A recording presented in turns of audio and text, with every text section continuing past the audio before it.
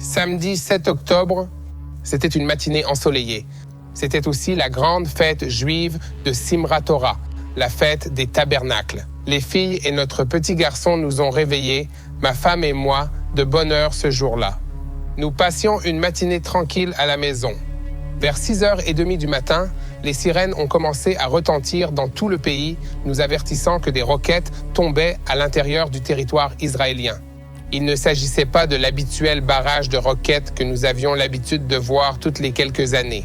Il s'agissait de milliers de roquettes tirées depuis la bande de Gaza et dirigées vers la métropole de Tel Aviv et, à partir de là, vers toute la côte. À partir de ce moment, ma réalité et celle de tous les citoyens israéliens a changé pour toujours. Je m'appelle Yair Pinto et voici My State, une émission sur l'actualité, ma foi en Dieu et mon voyage en Terre Sainte. Au fait, derrière moi, c'est la bande de Gaza.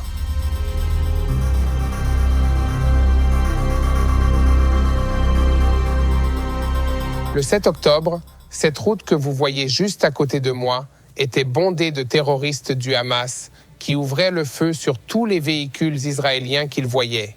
Imaginez la scène. Les ados, les enfants qui étaient ici au festival de musique, couraient à gauche et à droite, cherchant à s'abriter dans les buissons, dans les arbres, et essayaient de s'échapper et de survivre. Une demi-heure plus tard, les médias ont commencé à faire état d'infiltration de terroristes dans les colonies, les kibbutzim et les villes du Negev ouest. Le service de presse de l'armée israélienne a commencé à confirmer des informations faisant état d'otages et de prisonniers de guerre capturés par le Hamas. Le soir même, les FDI avaient déjà commencé à mobiliser les réservistes, moi y compris. J'ai dit au revoir à ma famille, j'ai revêtu mon uniforme et je suis parti pour la base. En chemin, j'ai entendu le président des États-Unis, Joe Biden, à la radio, faire une déclaration spéciale qui avertissait tous les pays voisins de la région de ne pas se joindre à l'attaque contre Israël.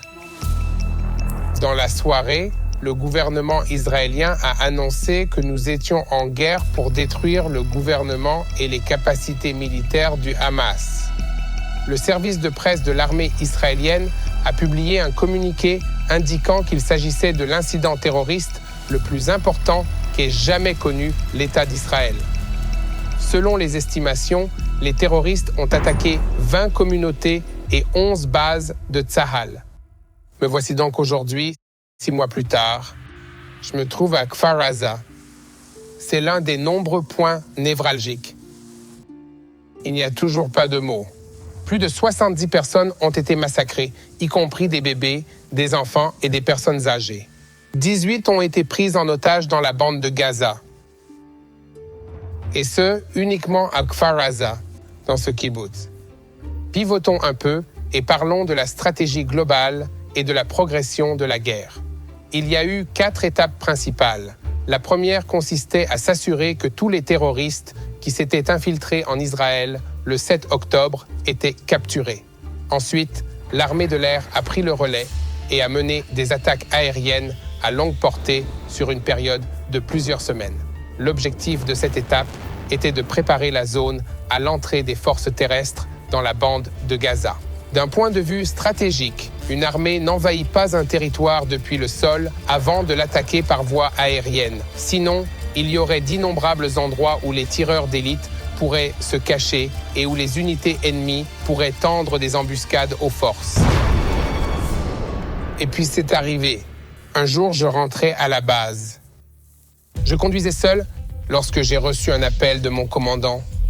Préparez votre équipement et rendez-vous à Ran Younes, à l'intérieur de la bande de Gaza. Ma première pensée a été de me demander comment j'allais annoncer cela à ma femme. J'ai arrêté la voiture un moment sur le bord de la route et j'ai prié. J'ai prié en me disant que si cela venait de Dieu, il me donnerait la paix. Et le lendemain, j'étais à l'intérieur de Ran Younes, au cœur de la bande de Gaza. Les phases 1 et 2 de la manœuvre visaient à endommager les capacités de commandement et de contrôle du Hamas et de ses bases militaires, qu'elles soient souterraines ou aériennes. C'est pourquoi l'accent a été mis sur l'attaque des usines de fabrication d'armes du Hamas. des quartiers généraux de commandement et de tout ce qui permettait au Hamas de fonctionner comme une armée terroriste. Rien ne laissait présager de ce qui allait se passer le 7 octobre. La plupart des informations ont donc été obtenues par nous, les soldats sur le terrain. Nous parlons d'un espace incroyablement compliqué que seule une organisation terroriste à l'esprit aussi tordu pouvait produire. Et je parle de la bande de Gaza. Il s'agit d'une guerre psychologique malsaine que mène le Hamas. Il s'est préparé à cette guerre pendant des années en surface et sous terre, en grande partie sous terre, dans d'immenses réseaux de tunnels, dans des hôpitaux, des jardins d'enfants et des bâtiments de l'Organisation des Nations Unies. Nous sommes arrivés à la 3e phase de la guerre, lorsque les FDI se sont retirés de certaines zones offensives tout en continuant à mener la guerre au sol et dans les airs. Après cela, les FDI ont libéré certains réservistes pour qu'ils retournent à leur vie civile. J'en faisais partie. J'étais tellement soulagée et heureuse de pouvoir retourner auprès de ma famille bien-aimée.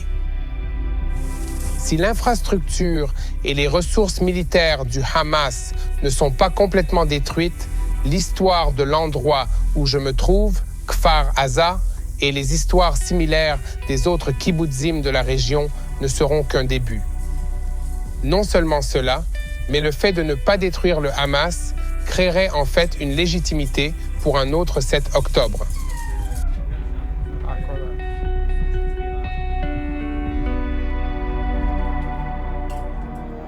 Nous en arrivons maintenant à la partie que tout le monde aimerait connaître. Le Premier ministre Netanyahou a récemment ordonné une campagne terrestre dans le dernier bastion du pouvoir dans la partie sud de Gaza, Rafah, où l'armée israélienne n'est pas encore entrée. C'est le dernier endroit que le Hamas contrôle encore. Le Hamas opère à partir de Rafah, et c'est aussi là que les otages israéliens sont probablement gardés. Cela fait plus de 2 mois que nous en entendons parler et l'annonce a suscité de nombreuses réactions internationales. Sans une opération terrestre à Rafah, Tsahal ne pourra pas démanteler cette organisation terroriste qu'est le Hamas. Permettez-moi de vous parler un peu de Rafah. Pourquoi cette ville est-elle un centre important pour le Hamas et comment continue-t-elle à fonctionner pendant la guerre? Que se passe-t-il dans cette ville? Rafah est la ville la plus méridionale de la bande de Gaza. Elle abrite actuellement environ 1 300 000 Palestiniens, dont la plupart ont été déplacés depuis le début des combats. Auparavant, environ 300 000 personnes vivaient dans cette ville. Il s'agit donc d'une population importante qu'il faudrait protéger lors d'une éventuelle opération terrestre. Selon les estimations, 2 bataillons sont encore opérationnels dans toute la bande de Gaza, opérant en mode guérilla.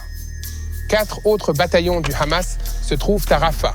Au total, selon le ministre israélien de la Défense, Yoav Gallant, le Hamas disposait de 24 bataillons dans la bande de Gaza. Tsahal en a démantelé 19 à ce jour. Il y a une autre raison pour laquelle Rafah est si important pour le Hamas. Chaque jour, environ 178 camions passent par le point de passage de Rafah pour entrer dans la bande de Gaza. Avant la guerre, environ 500 camions de marchandises et une centaine de camions d'aide entraient chaque jour dans la bande de Gaza. Pendant la guerre, l'aide humanitaire a été instable et le Hamas veut s'assurer qu'il contrôle tout ce qui entre dans la bande de Gaza, puisqu'il le vole de toute façon. Il est important de rappeler qu'avant la guerre, Rafah se caractérisait par une forte densité de population, un taux de chômage élevé, une pénurie de logements et un approvisionnement en eau très instable. Rafah est également situé à la frontière avec l'Égypte au sud, avec un vaste réseau de tunnels en dessous. C'est donc un endroit idéal pour la contrebande d'armes de guerre et d'autres ressources comme les véhicules et les animaux. C'est pourquoi Rafah est une ville si importante pour le Hamas. Sans le contrôle de Rafah, la conduite d'oxygène du Hamas vers le monde extérieur, qui dépend de la contrebande, est coupée. Avant de procéder à une quelconque opération à Rafah, Israël devra fournir un plan pour s'occuper des multitudes de réfugiés qui ont fui la ville lorsque la guerre a commencé plus au nord, dans la bande de Gaza. La communauté internationale est très préoccupée par l'entrée d'Israël à Rafah et met en garde contre des conséquences dévastatrice. L'Égypte, très inquiète d'une fuite massive de réfugiés dans le Sinaï, a construit un mur pour tenter de l'empêcher. Les États-Unis exercent également une forte pression, exigeant un plan complet et viable pour l'évacuation en toute sécurité des réfugiés avant toute opération terrestre. Tout le monde se dispute donc sur ce qui pourrait être important dans cette situation. Ce sont les habitants de Gaza qui vivent sous la terreur du Hamas, et tout le monde a une opinion sur le danger potentiel qu'ils courent en cas d'invasion terrestre. Mais personne ne conteste le fait que les forces de défense israéliennes doivent intervenir et éliminer le Hamas. Et c'est ce qui compte. Qu'au lendemain de cette guerre, le Hamas n'existe plus. Israël connaîtra la paix et les habitants qui ont été évacués de leur maison dans leur propre pays pourront retourner chez eux dans les communautés israéliennes entourant la bande de Gaza. C'est ce qui me ramène à l'endroit où je marche en ce moment. C'est ici que tout a commencé ce jour-là, le 7 octobre.